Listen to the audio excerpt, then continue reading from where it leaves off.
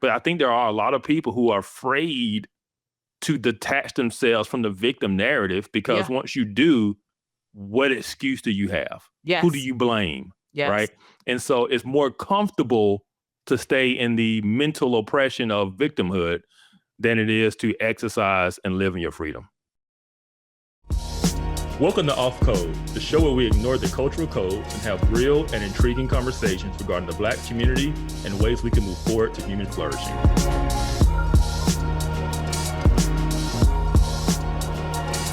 Hello and welcome to another episode of Off Code. I am Monique Dusan. And I am Kevin Briggins, and we are glad that you all are back with us again. Mo, this episode has been a long time coming. It sure has. It's like the triplet that never came. Well, here it is. Yep. So for those who don't know, we started a series going through a video on the history of Black America and talking about slavery, and we were just kind of reacting to it. And then kind of got broken up with other things that just emerged. And so we're going to jump back to that series today.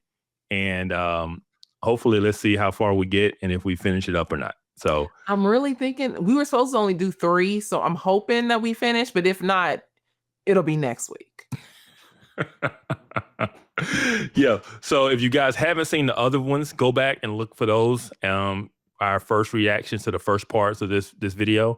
And then, come back and check this one out, or just watch this one and then go back and watch that one, Yes, I'm thinking we can link the videos in the description below. Yep, absolutely. Down yes. There. All right, yes.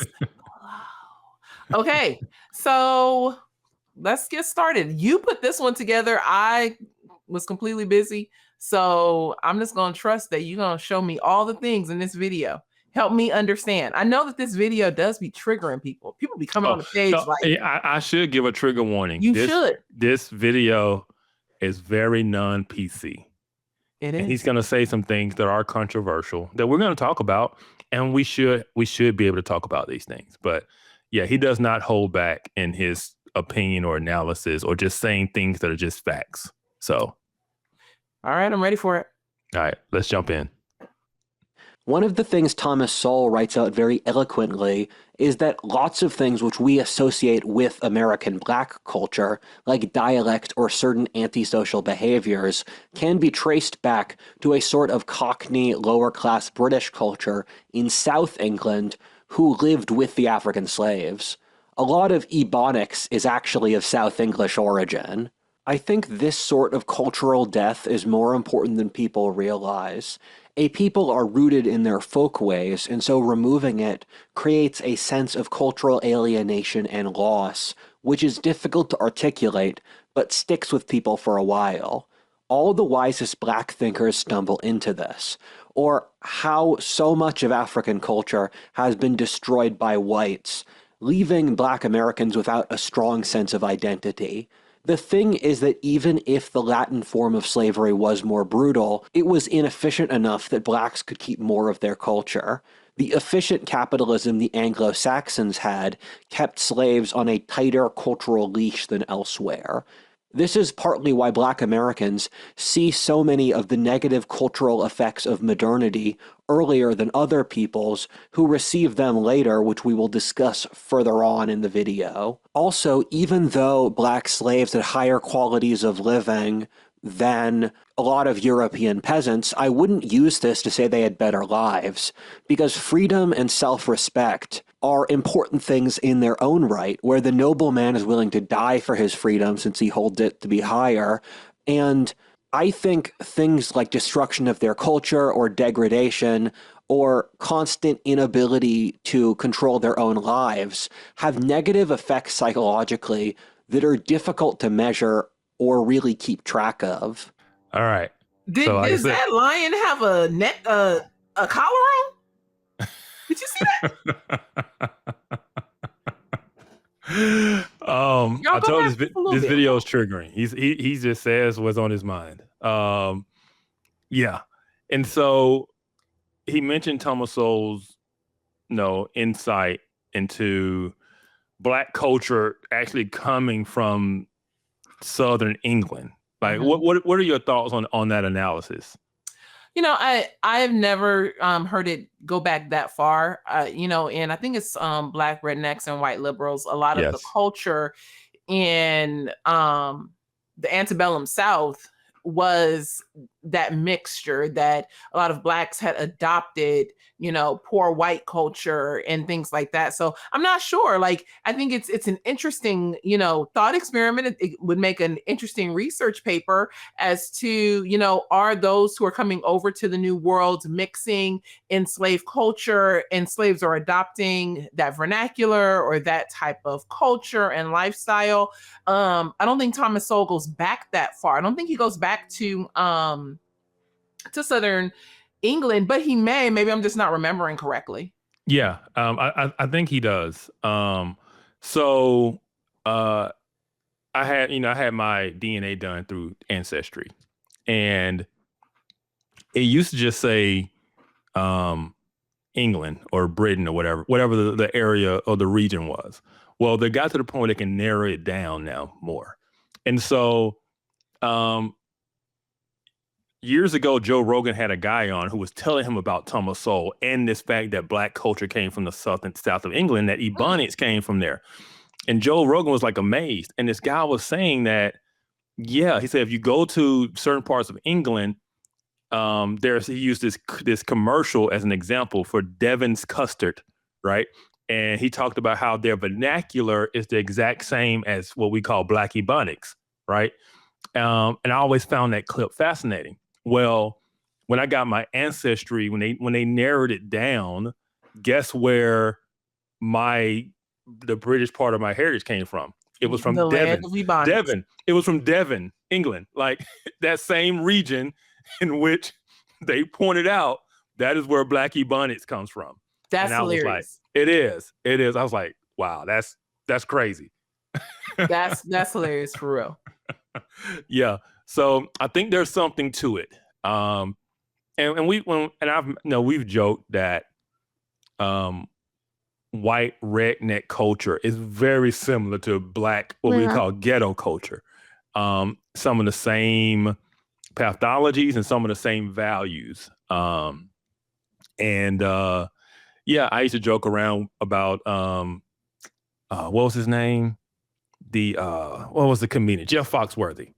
When he used to do the, you might be redneck if, and I related to it because I was like, man, you just changed that to it might be ghetto if, and it was like 1-to-1. Like, but see, like, okay, so studying sociology, we would have never broke it up into like, well, that's redneck culture and that's, ghetto hood culture. We would have said it's poverty culture. And breaking it down based on class. And so if you're in poverty, you generally find these, these things occurring all the time. So there can be more violence, more theft, more physical assault. Like all of these things are seen more in impoverished communities. Now, I mean, I have some thoughts on that too, but that's not for this show.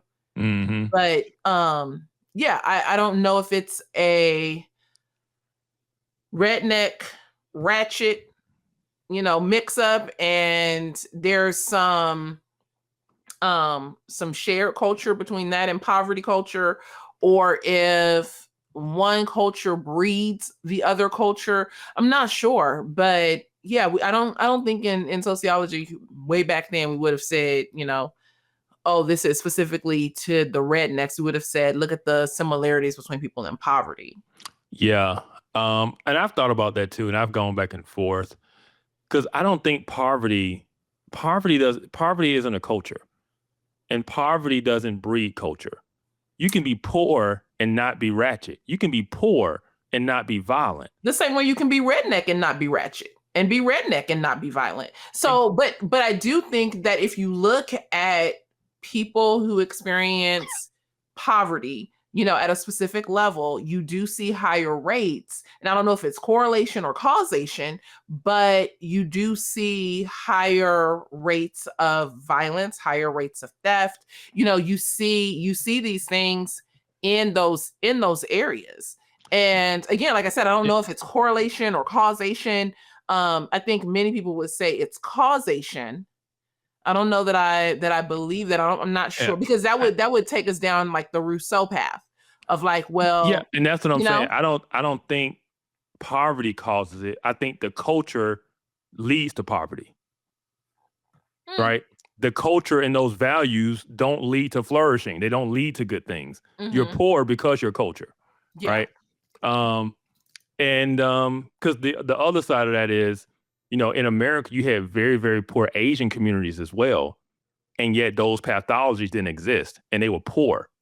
Even now you have poor Asian communities. You know, people don't think about it. And in those Asian communities, you do not have the same level of violence, the same, because their culture is a little different in terms of their value system. And so, yeah, your culture can shape, you know, your culture is going to shape your behavior, not the amount of money you have in your bank account. Yeah. You know, so that's kind of my thoughts. I think things like destruction of their culture or degradation or constant inability to control their own lives have negative effects psychologically that are difficult to measure or really keep track of. I mean, for an example that's way more tame, look at how helicopter parenting screwed over Gen Z. Yeah. That lion is wearing a collar. I don't know who's pet you're this right. is. You're right. Yeah. Somebody got a pet lion over there. You know what? I ain't even gonna start. I ain't even gonna start. You know, one of the other things that I wanted to talk about before we ended and started again, and sorry to have it be so short, but one of the things that he mentioned was that the peasant was better off than the African or the Black American who was a slave. And he mentioned that even though the Black person may have lived longer, the peasant was better off because they had their freedom. Yes. One of the things that I realized today is that even though we have our freedom, many Black people in America would rather fight and die to be attached to a system than to actually have the freedom that comes through hard work and doing the self-reliance and meritocracy and all of those things. It is the complete shift that these people way back when, peasants, were dying for their freedom and dying to remain free while the slave was living longer. Today, we are willing to die to be attached to a system that enslaves. Man, you're right. I can't remember who it was. It might have been April Chapman was talking about this in terms of when the slaves were free, there were slaves who chose to stay on the plantation rather than go out and exercise their freedom, right? Yeah. I think Booker T. Washington talks about that too. Yeah. And so I think there is some of that because freedom is responsibility. Freedom is the unknown. Freedom is, you know, we see it in scripture when, you know, Moses leads the Israelites out of Egypt. What do they say? They start grumbling. Let us go back. At least we were fed and at least we were, you know, taken care of, right? There is this sense of being willing to stay in bondage because it's comfortable. Yeah. Right. And I do think a lot of Black people, even today, even though it's a more of a not a literal slavery, right? Or, you know, but I think there are a lot of people who are afraid to detach themselves from the victim narrative because once you do, what excuse do you have? Yes. Who do you blame? Yes. Right. And so it's more comfortable to stay in the mental oppression of victimhood than it is to exercise and live in your freedom. And I would say not only that, but we have taught that to other people. And our government has perpetuated that narrative and helped us to believe that as long as you stay connected to us and basically be enslaved in your mind to this way of thinking, we will take care of you. But I mean, you're exchanging literally your freedom for the slavery of the government connectedness. This is not simply a Black issue in my opinion. No. I think, you know, there are many cultures, many ethnic groups in America that attach themselves to the government. We can even look at it, take the government out of it, and needing to be a victim, needing to be marginalized in order to be able to get your clout in society. This is why we have so many white girls who are now jumping on that LGBTQ plus bandwagon and painting their hair purple and blue. It's because they need to either align themselves and become an ally with someone who is a victim, or they need to be the victim themselves. There is so much goodness Mm-hmm. in being seen as a victim. Yeah. And he's going to try to tie some things back culturally from the Black community to Africa that I want to talk about once we get to that I think is kind of interesting as well. And having lived in Africa, I would love to hear this because I do have some thoughts. All right. Well, let's go. All right. That there are a few taboo points which authors on this topic keep stumbling on, but don't really know how to discuss politely. For example, I find it kind of funny that David Hackett Fisher was known for his brilliant book, Albion Seed, which is about how different British diasporas populated America, creating the different subcultures which still dominate American life today in almost every way possible. Back in the 80s when he released Albion Seed, he said the next book he would write would be on the cultural impact of African slavery on America. He waited 40 years to write that book, being African Founders. I was kinda disappointed since he's nearly 100 years old now, and so he'll never write the whole series on American cultural history, which I wanted so much. Where are the books on the cultural impact of the Catholic migrants to the Northeast, the settlement of the American West, or the American Empire? American cultural history is my thing, so if he wrote that series, it would have been incalculably valuable to me. I had already read a lot on this topic before I read African Founders a few years ago, and I had already stumbled onto the topics I knew he would have issues covering. I was curious how we would cover them, and I found he did a very good but sensitive job. The main issue authors stumble into while going into this field, apart from the politically incorrect things said already, is that lots of the antisocial behaviors we see from African Americans have cultural parallels in Africa. That's something which is completely obvious if you know anything about anthropology or human nature, but is somehow taboo to say in this culture. For example, crime and murder rates in America are correlated by race. White Americans have murder and crime rates identical to European countries, Asian Americans to Asia, and Africans to Africa. This is the origin of the whole meme that 13% of wizards cast a majority of spells, an indirect play on the crime stats in America. The thing to keep in mind is that cultural change has to be organic and stem from the context itself.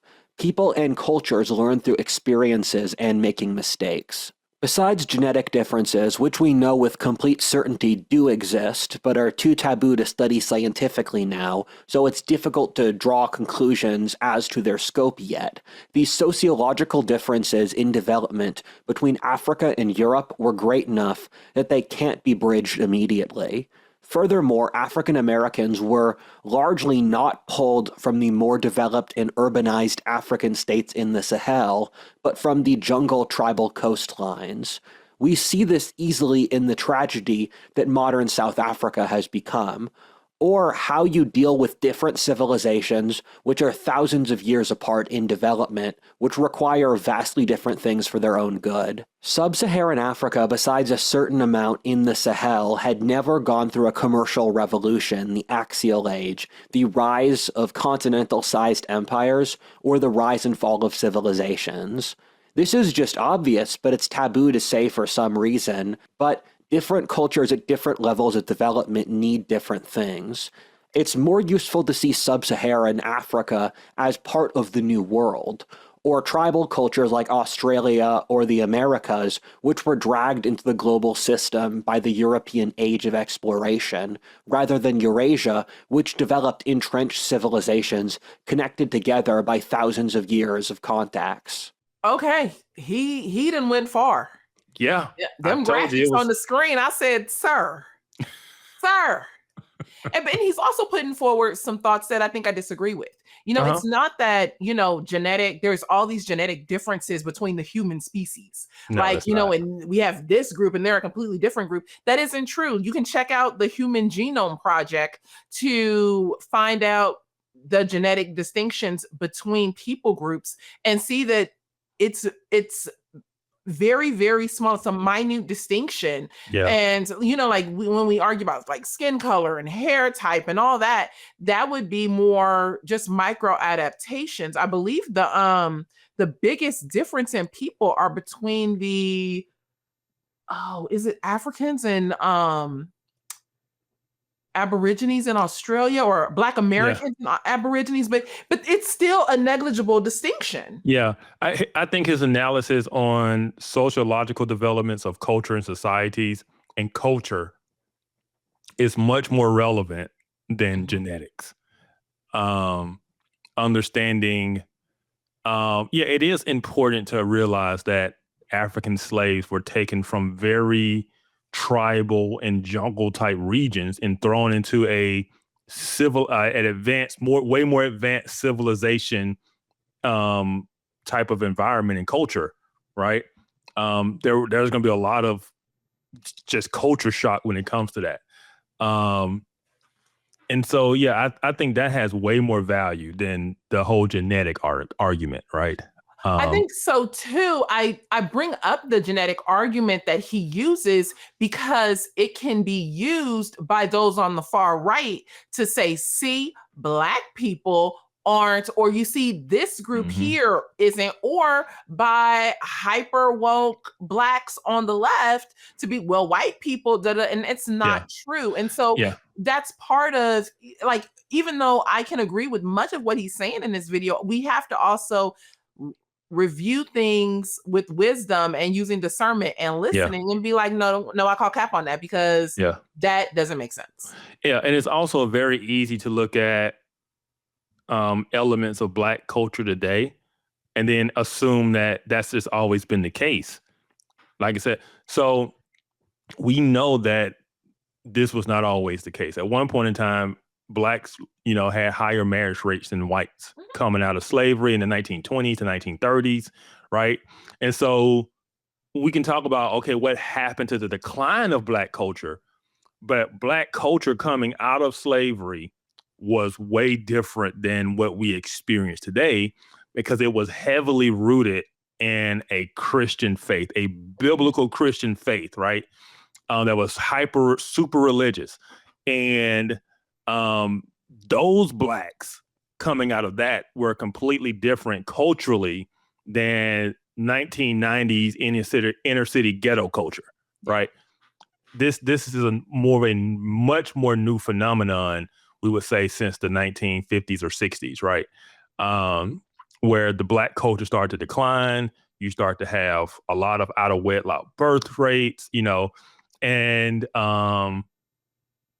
and so it's almost like, well, you can't just act like there's just this continuous level of savagery from the coast of Africa to the day. Like, no, because when you had, you're talking about hundreds of years of development, hundreds of years of slaves who were just born in this context and know nothing of Africa, right? And know nothing of the culture of Africa. Like he said, we lost our culture. We conformed to the culture in which we were in. And so you can't then go back and then try to blame it on some type of African culture or development, right? Yes. Hey family, I wanted to take a minute and talk to you about Birmingham Theological Seminary. It's my seminary, and it's a place that I extremely appreciate. They have small class sizes, very reasonable tuition, and professors who are committed to your education and to my education.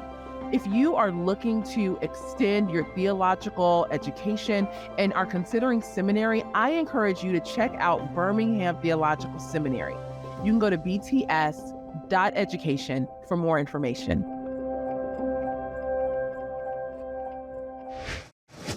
I'm glad that he hit on South Africa, because that's where I live. Yes, I saw you perk up. What I was like, what we doing? What we doing?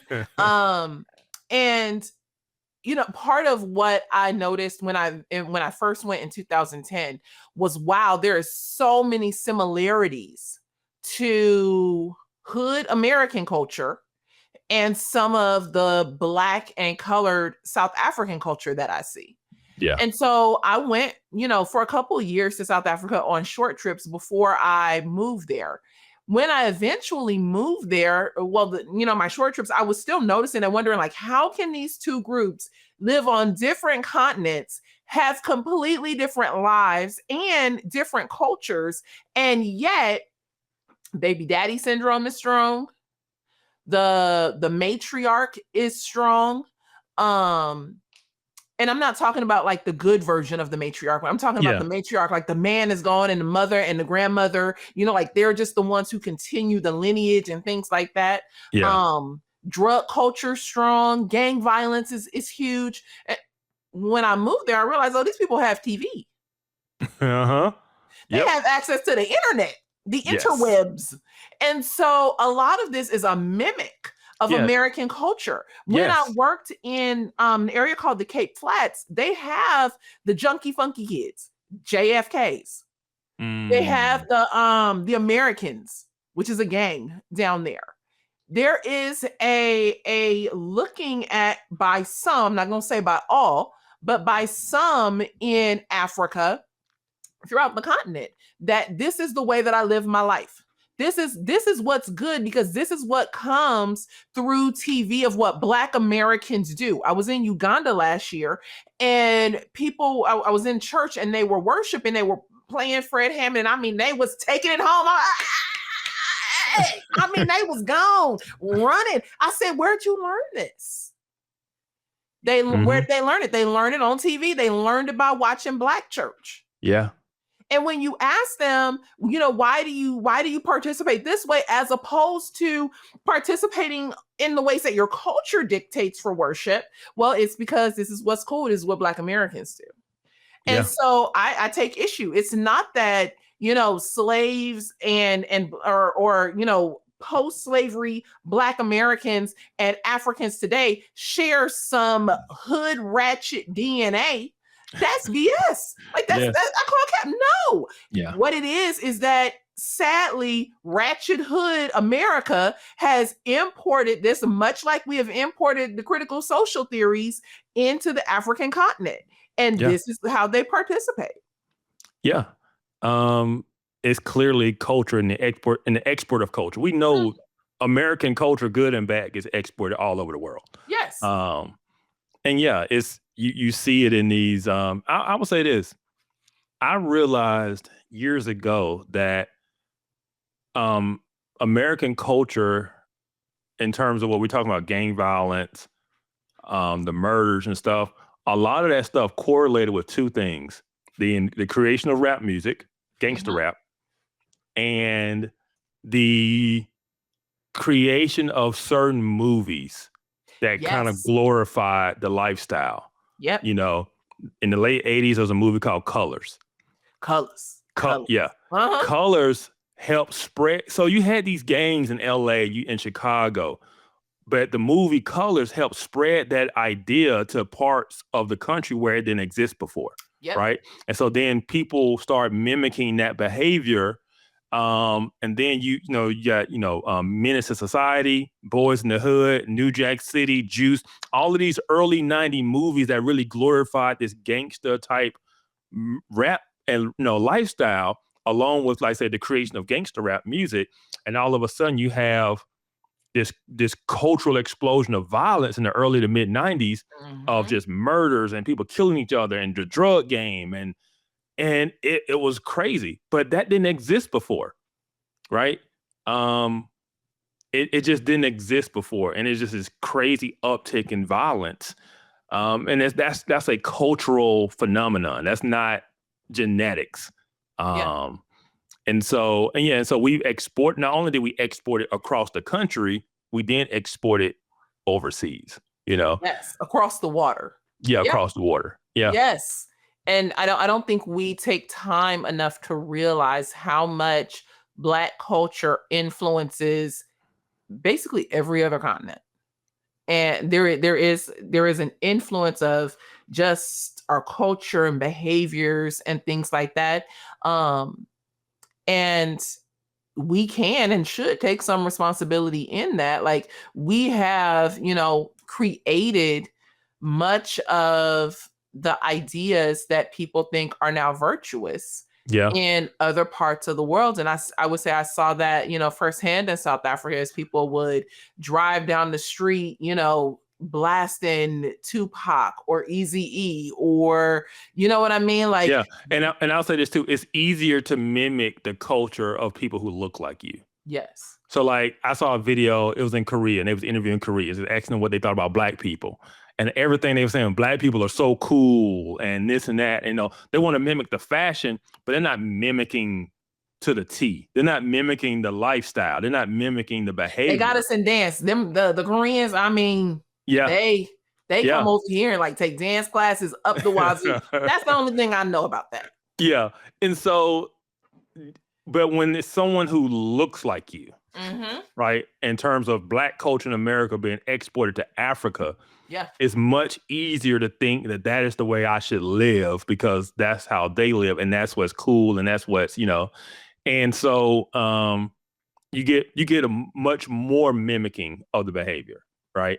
It's like, I think at one point it was like 70% of rap music was bought by white kids in America. Yep. So they were listening to it and they were rocking to it, but they weren't trying to live the lifestyle on the street.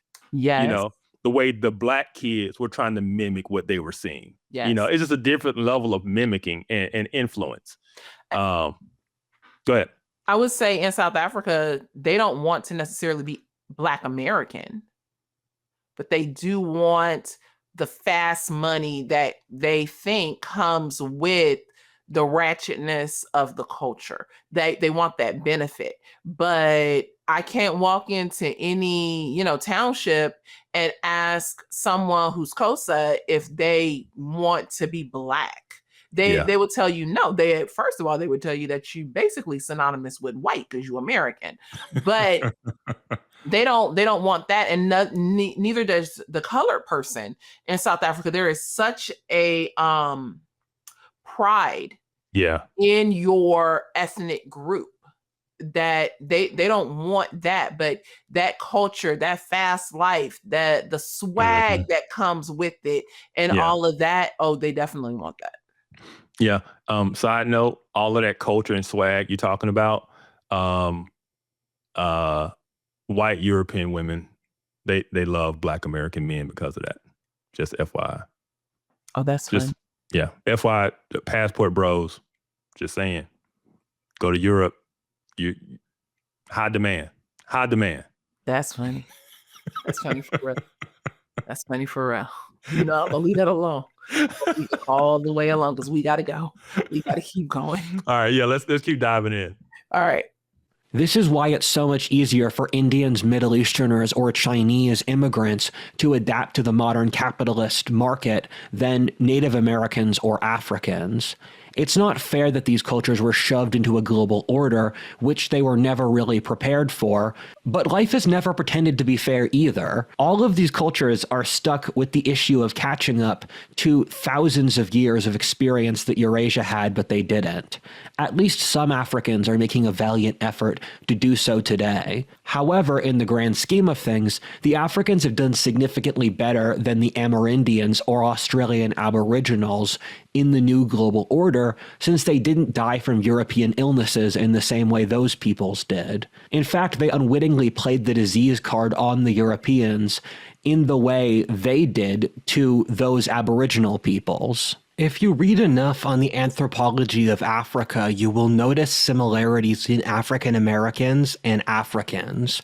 This is something that the Thomas Sowell school of thought disagrees with, saying African Americans are basically Englishmen now. Although I respect Sowell enormously, this clearly isn't true. If you compare the behavior of African chieftains or dictators to rappers, there are similarities faced by the struggle of African Americans adapting to a very advanced, delayed gratification, capitalist educated society. For a frame of reference, if Irish or Italian Americans took a century to assimilate into Anglo-American society, of course Africans will face big issues. Part 2, intermission. All right. I think he said a lot. He did say a lot. Yeah, and I disagree. I don't know that it is easier for one group to assimilate. I think that there are groups who work harder at assimilation. I also think that there's been, at least when I was in school, I was taught that Asians tended to assimilate faster than other ethnic groups, immigrating into America.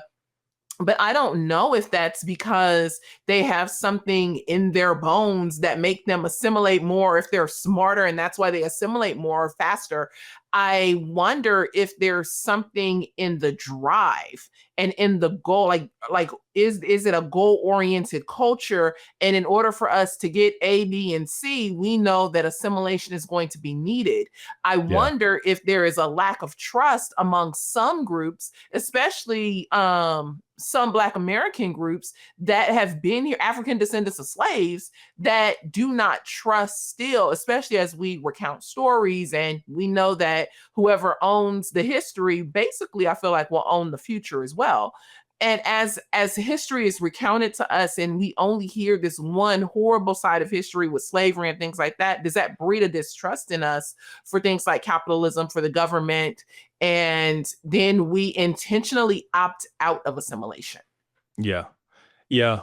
And then just his talking about comparing African leaders to rappers. I'm like, if I compare African leaders to leaders in South America, I'm going to get the same thing. If I compare African leaders to leaders in parts of Russia and Eastern Europe, I'm going to get the same thing, right? There's some similarities across all of those because it's all just corruption, right? It's all, whether it's ruling with an iron fist and just being corrupt for your own benefit. I see that as a human thing across many continents, not just Black leaders in Africa to rappers. Even though you might see some emulation, like we were just talking about, of that particular culture. The fact that Thomas Sowell said we're Englishmen now, right? Basically saying we're Americans. Yeah. I think that is true, and people outside America will tell you that's true. Yes. When Black people go somewhere, we're not Black Americans. They're like, oh no, you're American. You're American. We have a shared culture. Yes. No matter how much you try to reject it inside of America, go outside of America and you are American. You're Black American, you're just American. Yeah. And so, like I said, I like this guy, but I disagree with him. I think he leans way more into the evolutionary thought process. And I do understand because, like Frank, you ever heard of Frank Zanu? He's that African guy that was talking about maintenance.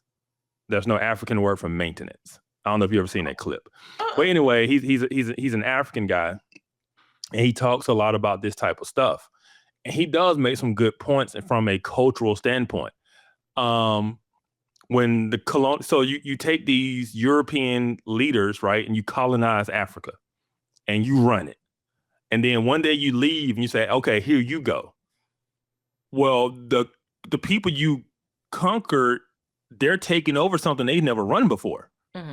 Like, it's very Western, and it's the democracy and all of these concepts that aren't native to the people of that land, and now they're trying to run it now that the Europeans are gone, right? And he's like, you wonder why it doesn't work, because you're trying to run something that is not of your culture, and he does make some good points in that.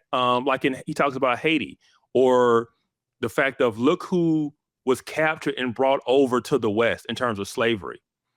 It wasn't, and now the Haitians, they kick out the French, and now they're going to run the country. They never run anything. Yeah. We have a bunch of people who've never run anything. They never built anything. They were tribal people who are now in a Western civilization trying to run a nation.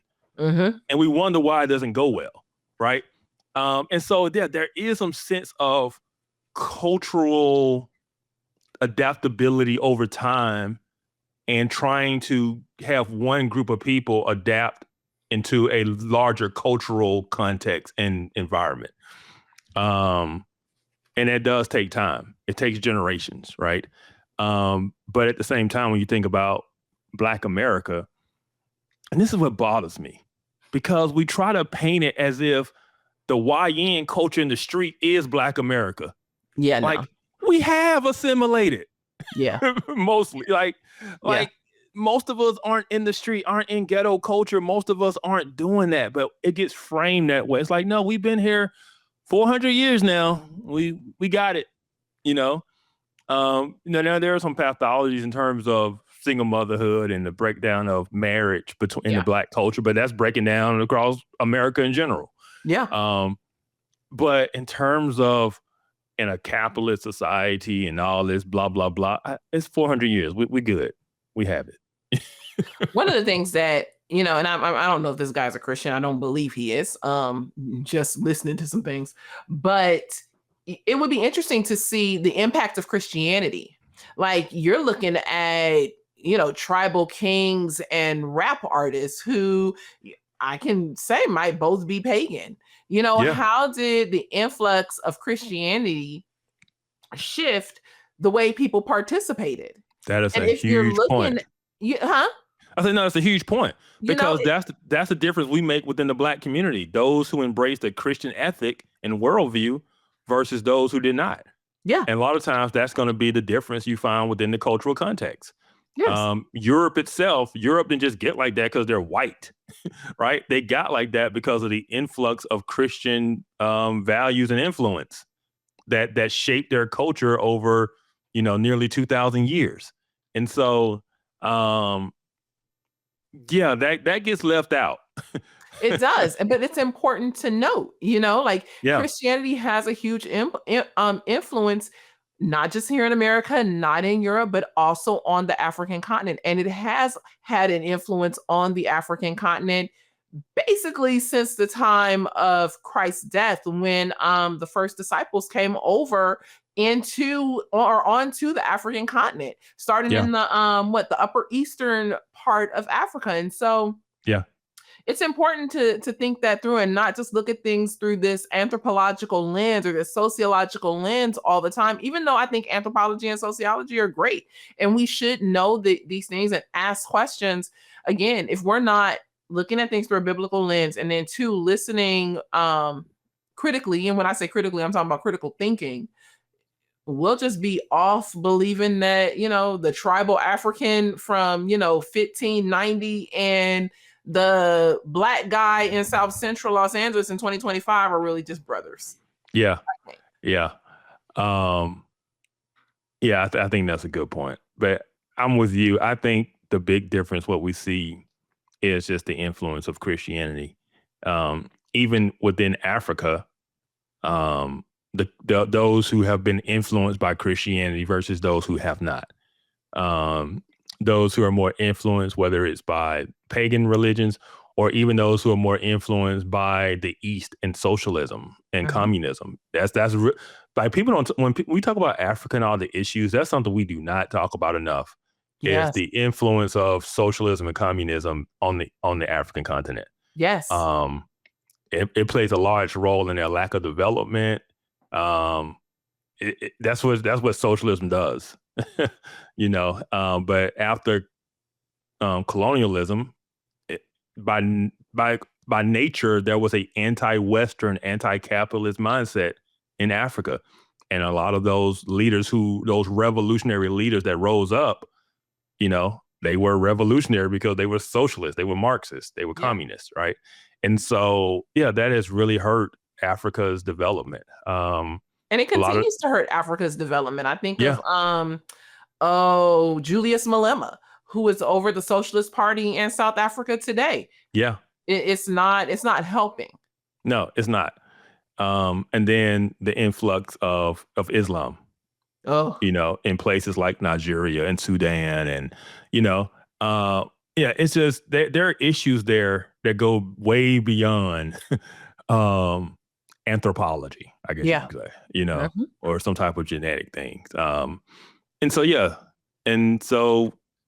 I think that's a good place for us to stop for this episode. Yeah, I mean, we made it all the way to the what do you call it? Intermission. Intermission. Yeah, I was like concession. No, intermission. Yeah, and I think weren't we only going to the intermission?